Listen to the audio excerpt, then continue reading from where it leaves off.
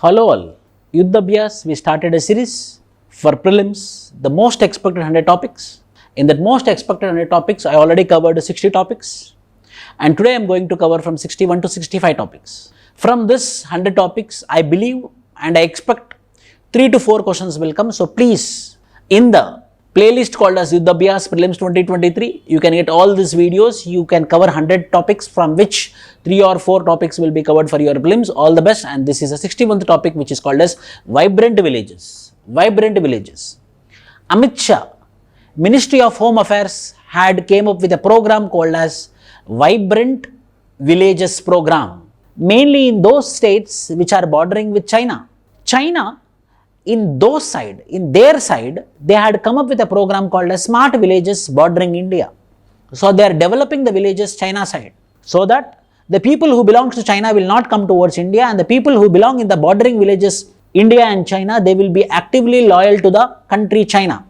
So on the same lines, India also started a program called as Vibrant Villages in this following 4 states. Number 1, Arunachal Pradesh, Sikkim, Uttarakhand, Himachal Pradesh, and a union territory called as Ladakh. So 4 states and 5 UT, in 5 regions we are conducting this Vibrant Village program, and the Vibrant Village program is a part of the program whereby the villages which are located on the border of China towards India side, those villages will be developed, mainly which are present in the states of Arunachal Pradesh, Sikkim, Uttarakhand, and Himachal Pradesh, and the union territory called as Ladakh. The village development scheme was first announced in 2022 budget.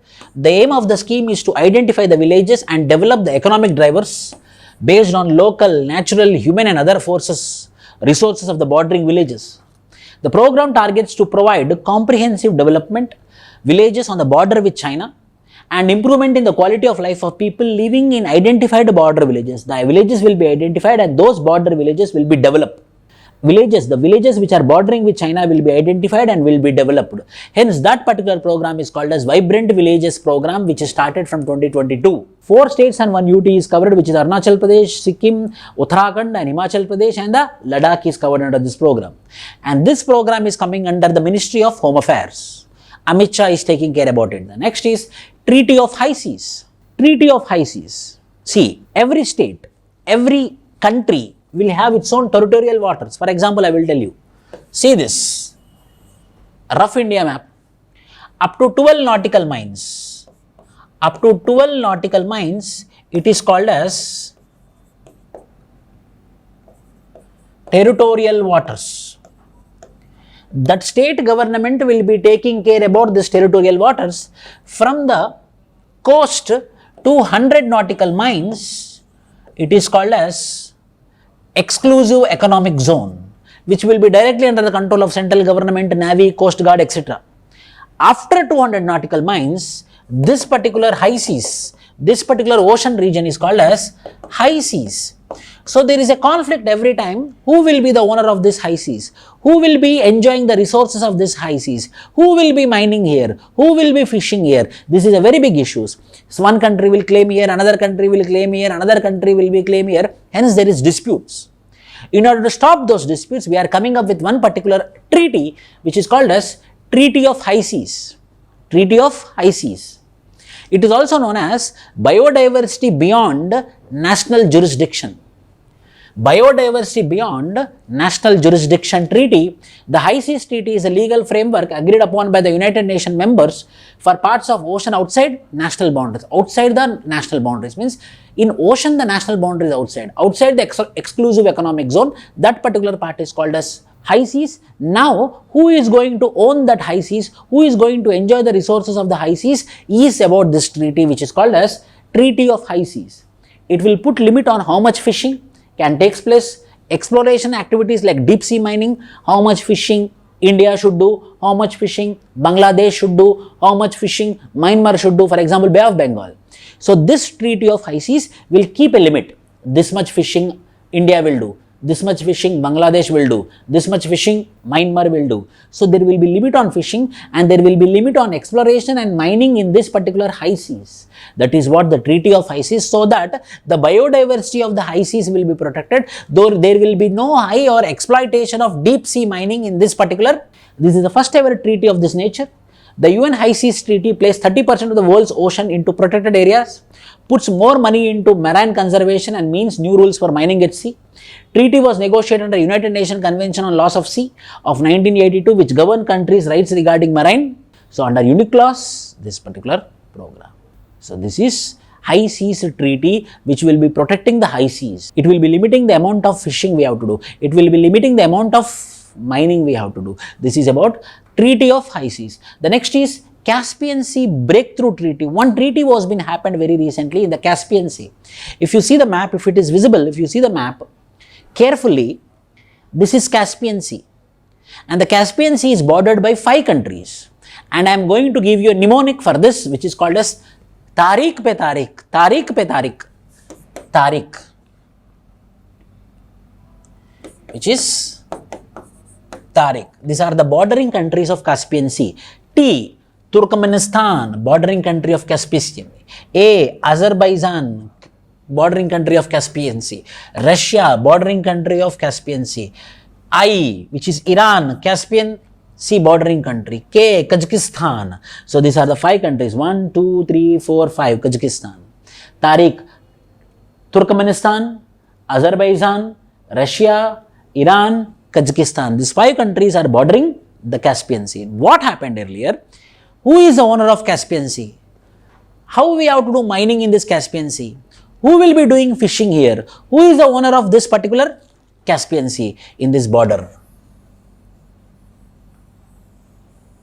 In this border, there is a issue. Now, these 5 countries came to a conclusion with respect to treaty. Now, they came to a conclusion that the country which is bordering that region, if they accept, it is enough. The country which is bordering that Caspian Sea, if they accept, it is enough. Earlier, what happened? For anything to do in Caspian Sea, these 5 countries should accept. Now, not required. The Caspian Sea which is bordering that country, if they accept, it is enough. The bordering country which is near to the Caspian Sea, which is bordering to the Caspian Sea, if they accept, it is enough. So now there is a solution came for the issues which are involved in Caspian Sea. That particular solution is called as Breakthrough Treaty. If you see here, the treaty ends as part over whether the Caspian Sea is a sea or a lake. Now it is a sea or a lake. They came to a conclusion that it is a sea. They declared it as a sea, and the bordering countries are having the right up to their territorial limits, granting it special legal status and clarifying the maritime boundaries of each surrounding country. It also allows each to lay pipelines offshore with consent only from the neighboring states affected rather from all the Caspian Sea countries. Getting everyone's approval is a tough task. So that bordering country, if they give approval, it is enough. That is a solution for this Caspian dispute. Dirty bomb. What is dirty bomb?